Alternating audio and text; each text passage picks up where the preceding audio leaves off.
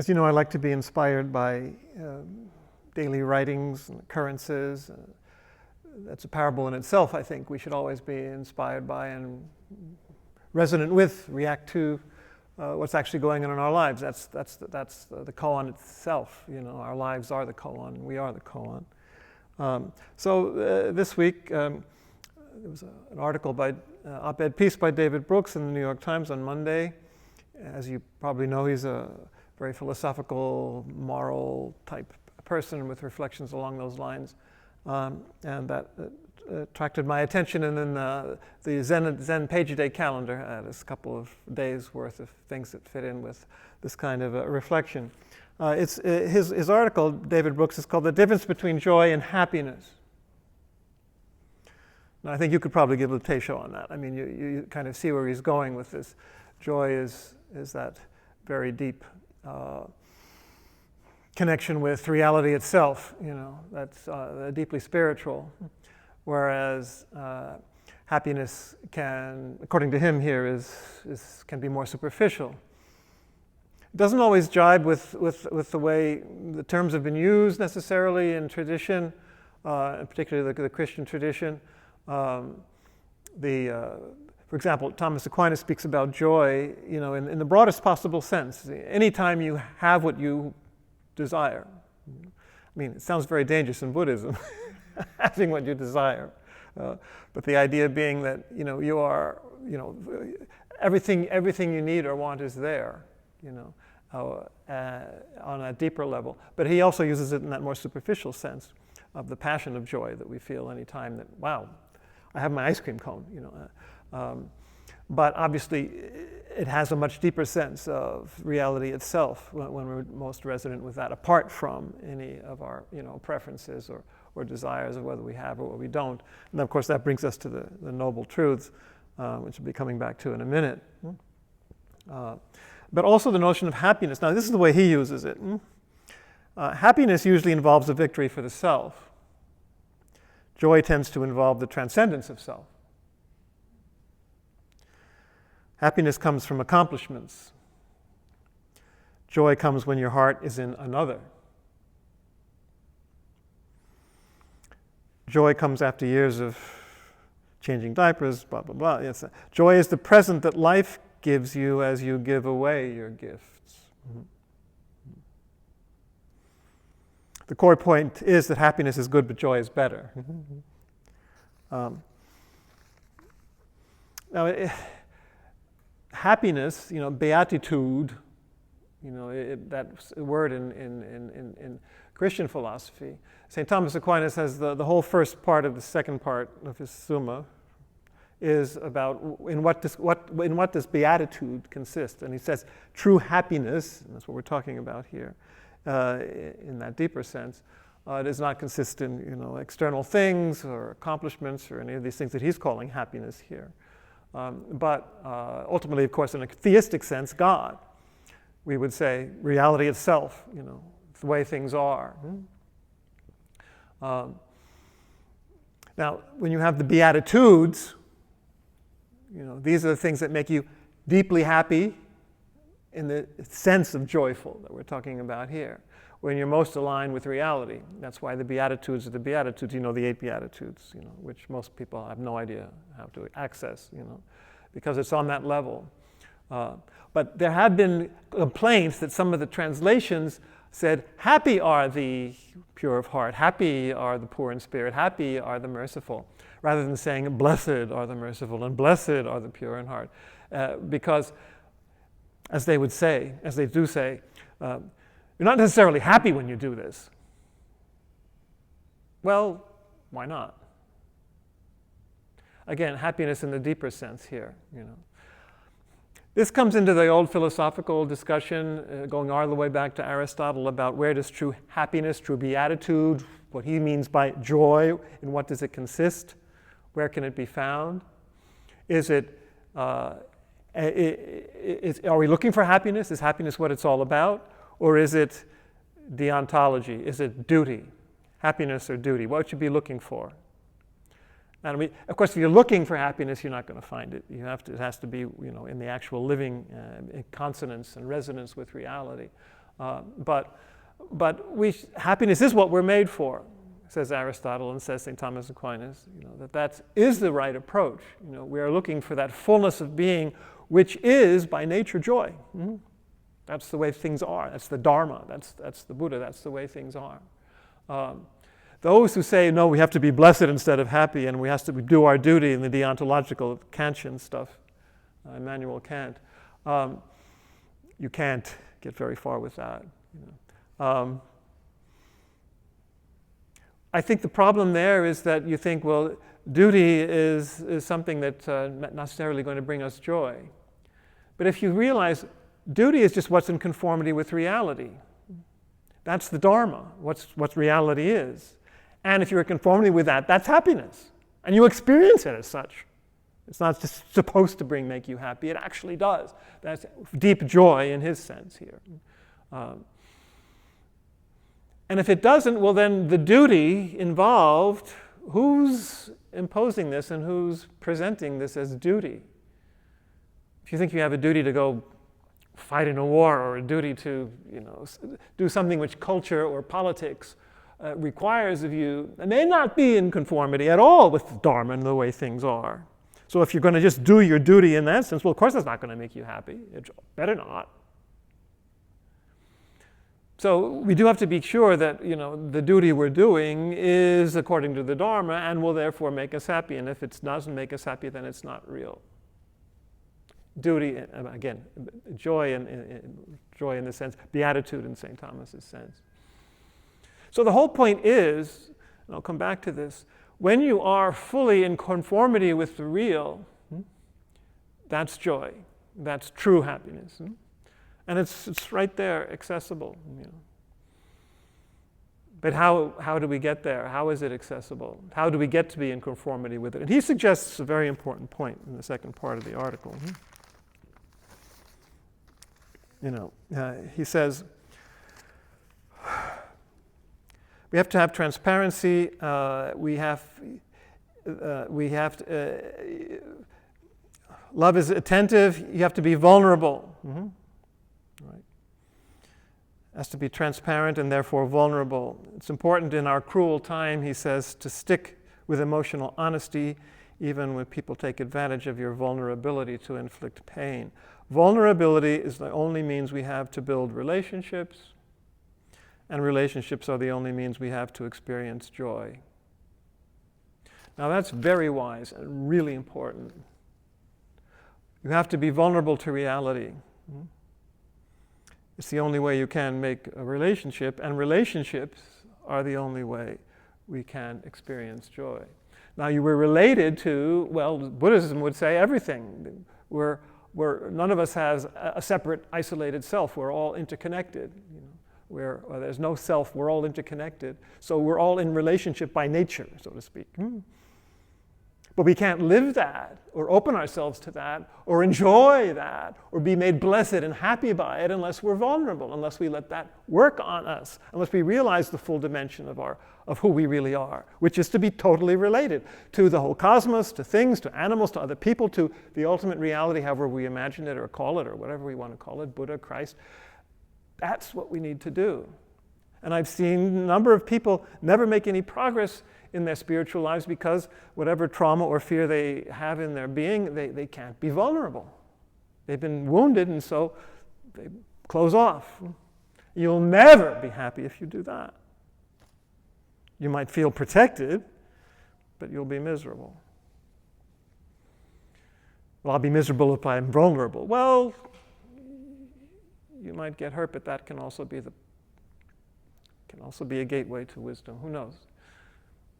And ultimately, you have to find your way back to that kind of openness to relationship, to non-exclusive openness, relationship to everything, which is the way things are.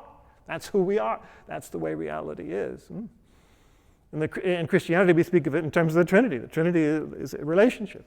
Ultimate reality is relationship. So we have to find our way back to that and do whatever we need to do therapeutically to find the joy and the exhilaration and the beatitude of vulnerability. And then he goes on, he concludes by quoting a story of a woman who was dancing, one night, and even connecting with strangers, and it's just the dance, That's of course, I gave a whole teisho on dance, didn't I, recently. The top of my head flew away, indeed. Your head flies away, in the good sense. We danced and danced, and we gave ourselves up to joy. Because dance is a way of, it's a parable in itself. It's connecting with everything. It is everything connected. It's articulated through your body, through your motion. It's the story of the motion of the whole universe, concretizing itself in you and you in it. That's where joy can be found. And he concludes by saying, when you have moments like that, you realize there is magic in the world. You can't create that magic intentionally, but when you are living at that deep, affectionate level, it sometimes just combusts within you. A blaze of joy. Those are his last words. And just a word about magic. It means a lot of silly, superficial things, rabbits out of hats. But it also means something magical. What magic is esoterically fits into this picture perfectly. Magic is the ability to see how all the different levels of reality are interrelated and influence each other. So there are different dimensions in the relationship of things which only magicians can see and take advantage of. The magic of connection of different spiritual levels, vertically and horizontally. That's what magic is based on. And therefore it's based on the way things are. But not many people have access to that kind of magic unless you're dancing. Unless you're vulnerable to it. And let yourself be swept away and your head blown off and your heart opened up. That's true joy. And happiness on the Thomistic level as well. So as you can see, I don't really buy that particular verbal distinction between joy and happiness, the whole philosophical history there. But you can see what we're talking about. And if you cling to superficial things, well, that's the Four Noble Truths that I was speaking about a minute ago. If you're clinging to something that you have and you enjoy, or you're afraid of losing it, or you don't want what you do have, as the Buddha says, and that's part of the Second Noble Truth there, then you're going to be miserable. That causes suffering, dukkha. But if you're resonating with things as they are, not judging it by how they superficially affect you or your mood or your desires or your plans, but just by what is, you can find deep joy even sometimes in suffering. Because you're just in conformity with what is, and you're not resisting it. So you can go with the flow much more easily. Ties in very much with Eckhart Tolle, I'm going to quote at the very end here. But there's a wonderful description, Tuesday's Page-a-Day calendar, of this, and this resonance with things as it is love. Love. It's that connectedness to everything which is love. So Osho, who's a well-known figure today even, says, practice love. Sitting alone in your room, be loving, radiate love. Fill the whole room with your love energy. This is the whole justification for the monastic life in whatever tradition, Christian or Buddhist, that you can just be in your room, you can be at your dinner table, you can be in your bedroom, you can just be radiating this. You're so connected with everything and with the whole energy of the whole universe, which is love, which is compassion, and you're so full of joy that you just, you are influencing the universe. That energy is radiating out from you. You are having an effect. Not just when you're doing something nice for people, but you're being love. So that will actually influence magically. Because of the connections, it will influence people. They might not even know where it's coming from or how it's getting to them. Well, so much the better, so your ego doesn't get in the way. Feel vibrating with a new frequency. It is a different frequency, right, than our usual egotistical nonsense, the monkey mind. Feel swaying as if you're in the ocean of love. And it is an ocean.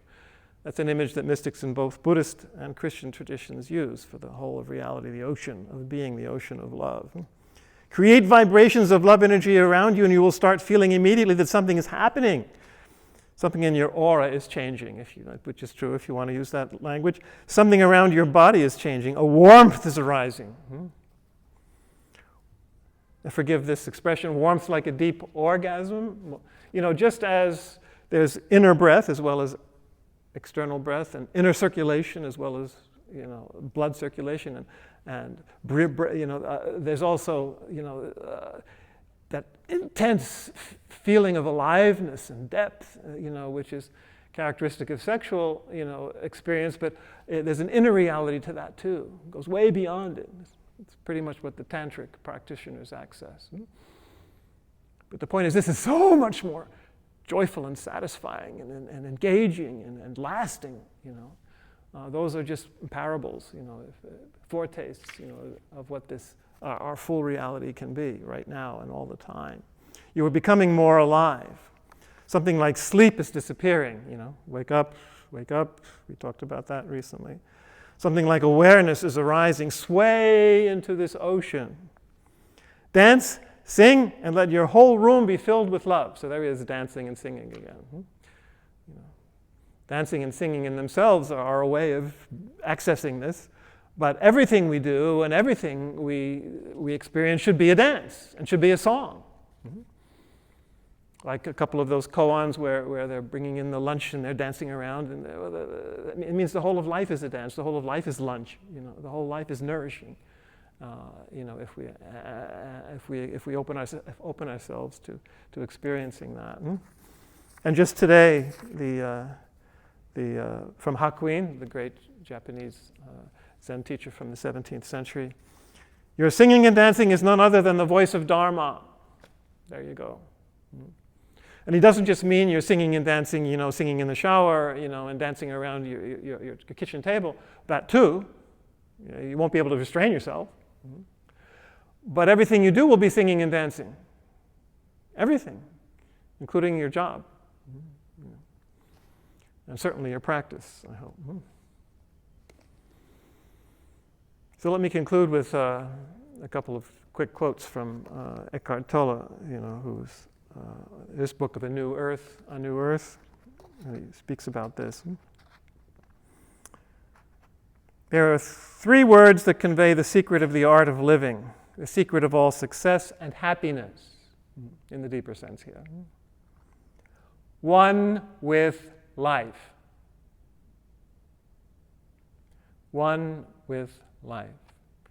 In all its richness and just as it is, without resistance. Being one with life is being one with now, with reality here and now, and the fullness of it. And you then realize, this is good, you then realize that you don't live your life. Life lives you. Think about that. You're not living your life. Who would that be anyway? And what's your life as opposed to someone else's?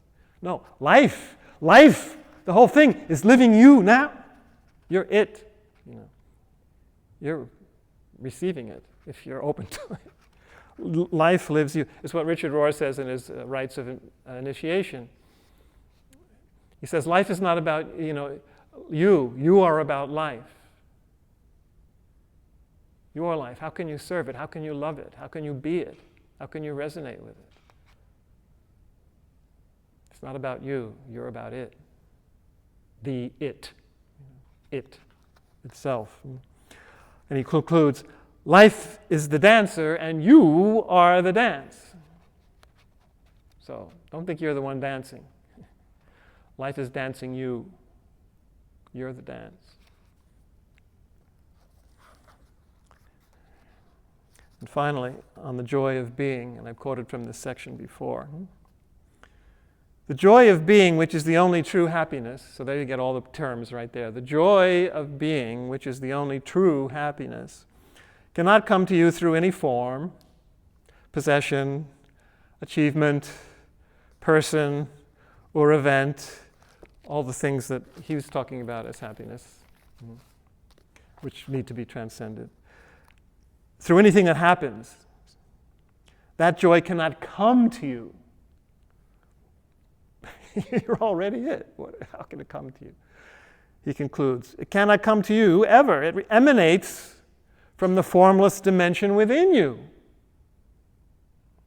Reality itself. It comes from within you, from consciousness itself.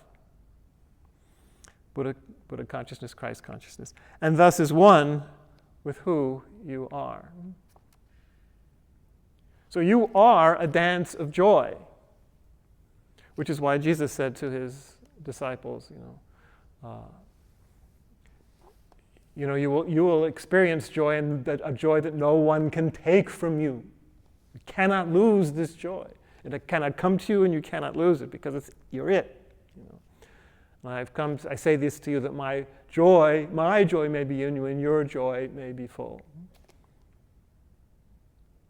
And I was reflecting, again, just like other words that don't come up actually too much in Buddhism itself, they don't actually point this out about joy and happiness. It just is it. They say experience it, wake up, and you'll know. So experience it, wake up, and you'll know.